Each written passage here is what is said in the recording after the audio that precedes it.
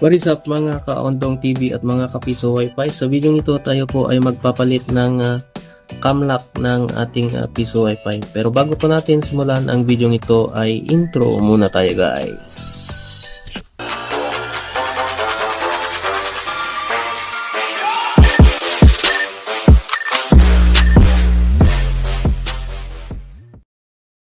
So, yun na nga guys, ito po yung part 2 ng ating video. So, yung part 1 po ng ating video ay tayo po ay nagpalit ng power supply ng kanyang piso wifi ng ating client. So, yung piso wifi po niya ay bigla na lamang daw pong namatay nung nag-brown out sa kanilang lugar at hindi na nag-power on. So, nagpalit po tayo ng power supply at naging okay na. Pero yung pangalawang request ng ating client ay papalitan daw po natin yung kanyang lock ng kanyang piso wifi kasi daw po ay naiwala na yung kanyang susihan or yung susi ng kanyang piso wifi guys. So meron po akong in-order dito online. So yan. So buksan po natin.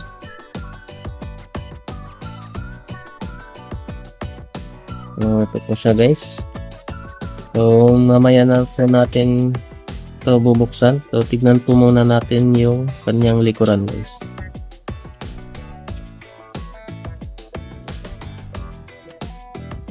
Ayan, so na-open na po kaagad. So wala po talagang lock ito guys. So pwede na po nating patayin yung ating piso wifi kasi lock lang naman po yung ating papalitan guys. Tanggalin po natin itong mga to.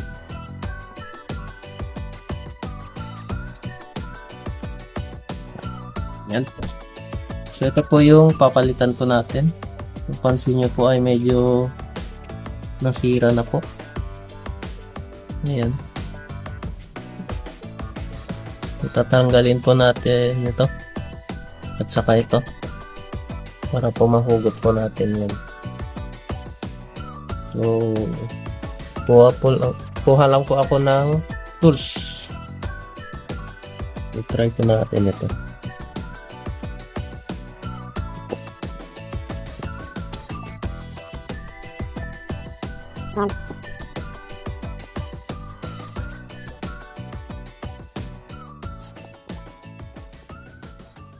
Yan, so natanggal na po natin. So next ay ito, tatanggalin. Next po ay ito, yung takip po niya. Yan, so close up po natin.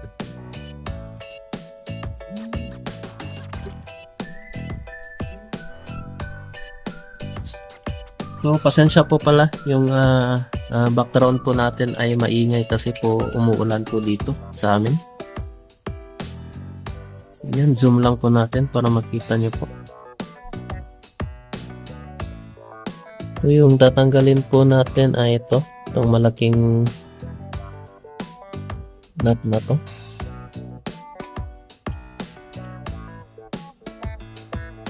Ayan.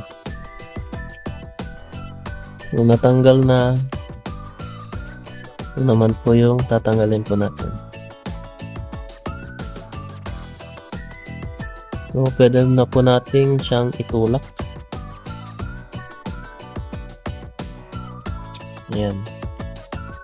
So, natanggal na po natin. So, ganun lamang po pala magtanggal ng ganitong lock, guys. So, kunin po natin yung in-order po nating ganito rin. At papalitan po natin para po magkaroon na po ng susi ng yung kanyang lock, guys. Ito po yung mga natanggal po natin. Ayan. Ayan po yung mga natanggal po natin guys. So ito po yung in-order ko po. So buksan po natin. So kunin ko lang po yung gunting.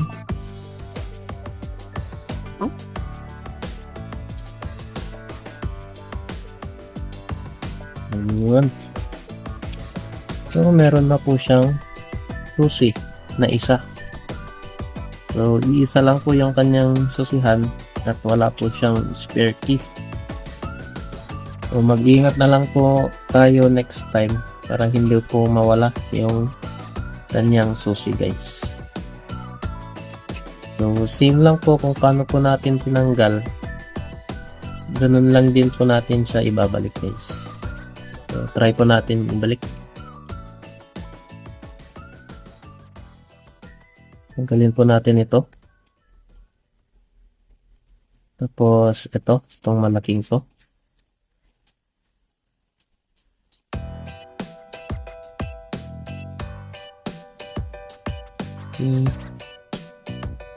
Tanggalin po muna natin ito. Itong takip. Kanyang takip.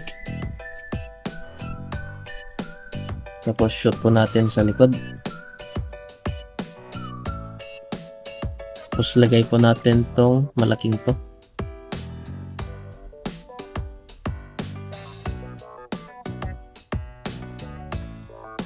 Oops, bago po yan ay ito po muna. Yan. Lagay po natin siya dito. Ayan.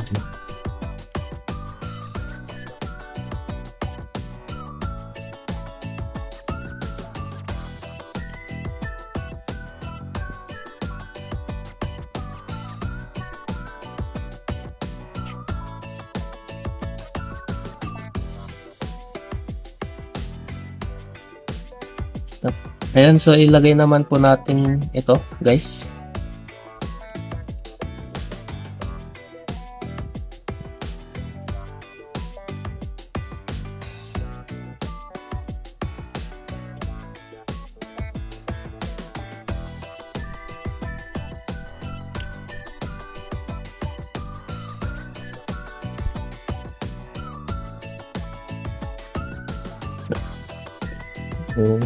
Higpitan ko na lang gamit itong pliers kasi wala po akong wrench na malaki.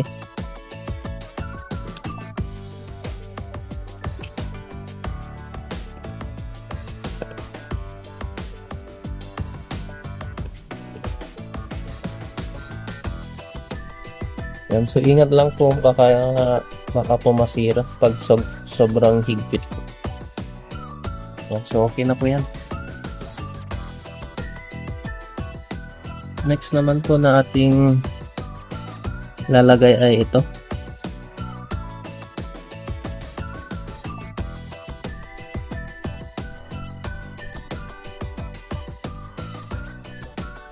Ayan.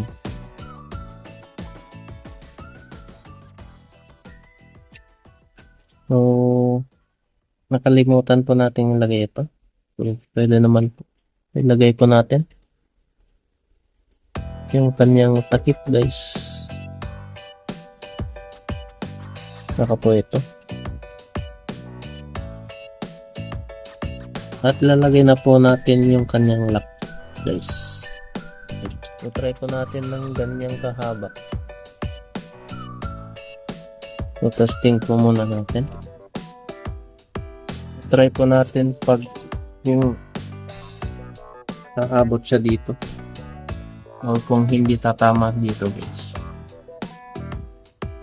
Nag-iikot po yan kasi hindi po natin higpitan dito. Ito po yung maglalak, guys. Ayan. Iikot lang po yan pag hindi po natin hinigpitan. So, higpitan po muna natin siya. Ito.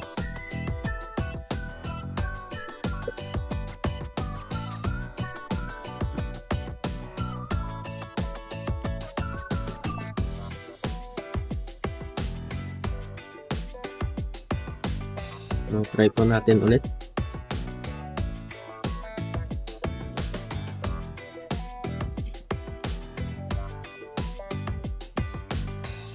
Yan, kung makikita nyo po ay tumatama. Tumatama po yung lock. Ayan, so i-adjust po natin ito. Ilalagay po natin siya dito. So, tanggalin po ulit natin itong kanyang nut. Tapos i-adjust po natin.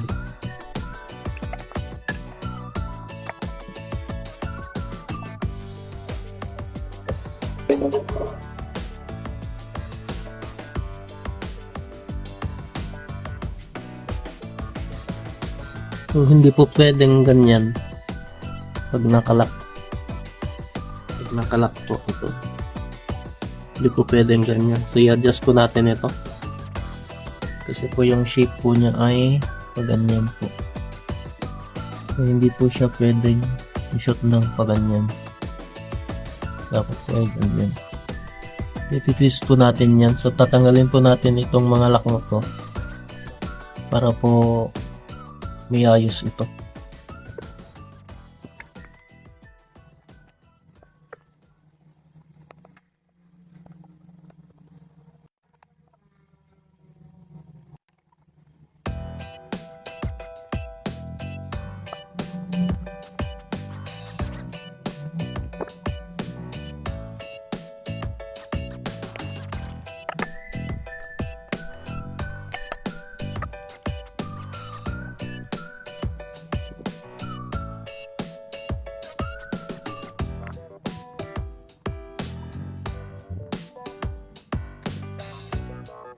And so may nakalimutan pa pala akong ilagay.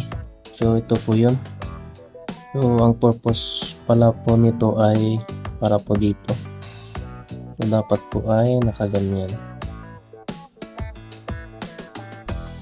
Yan. So tinanggal ko na po at para maipakita ko po. Yan. So madali lang naman po. Dapat po ay ganyan para po may harang dito. Ilagay po natin. Dapat po yung position ng yung position ng so may ganito ay nandito pakanan po. Yan. Tapos lagyan po natin. Oops. Dapat po yung nakaganyan. Lagay po natin ito. So mabilisan na lang po ito, guys.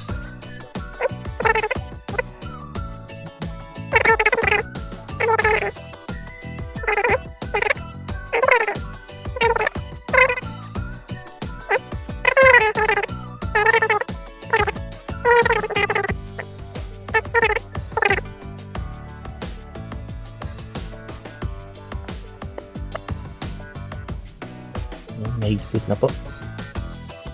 So, testing na po natin. So, putin po natin itong ating susi at testing po natin. Yan. So, bumabangga po siya kasi po nakalak. So, yung ating susi, susihan po natin.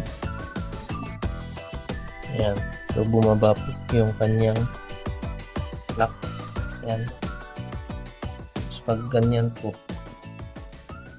yan, sasabit po siya dito.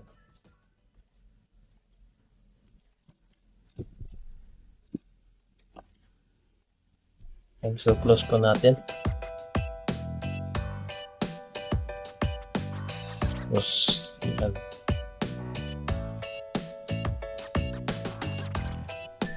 Yun. Yung successful po yung ating pag-i-install ng cam lock ng PC Wi-Fi, guys. So that's it for this video, guys, and I hope na may natutunan na naman po kayo sa aking video. Please subscribe to my YouTube channel, Ondong TV, and hit nyo na rin po yung notification bell para po lagi kayong updated sa mga bago ko pang i-upload na mga videos. Maraming salamat po and peace out.